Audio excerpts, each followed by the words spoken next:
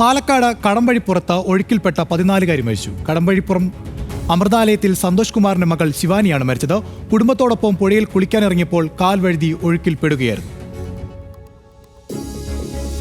വിവരങ്ങളുമായി പാലക്കാട് നിന്ന് അജിത് ബാബു ചേരുന്നുണ്ട്. അജിത്ത്, എപ്പോഴാണ് ഈ അപകടമുണ്ടായത്?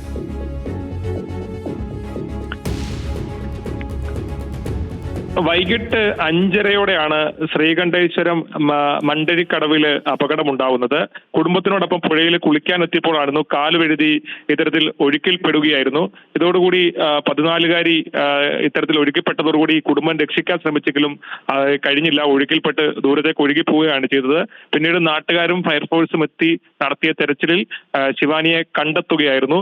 ഉടൻ തന്നെ രക്ഷപ്പെടുത്തി ആശുപത്രിയിൽ എത്തിച്ചെങ്കിലും മരണം സംഭവിച്ചിരുന്നു. ഏതാണെങ്കിലും വളരെ ദാരുണമായ സംഭവമാണ്. ഇത്തരത്തിൽ കുടുംബത്തിനോടൊപ്പം കുളിക്കാൻ എത്തിയപ്പോഴാണ് കാൽവഴുതി പുഴയിൽ വീഴുകയും അപകടം സംഭവിക്കുകയും ചെയ്തത്. ശരി, വാർത്തയുടെ വിവരങ്ങൾ നൽകിയത് പാലക്കാട് നിന്ന് അജിത് ബാബു.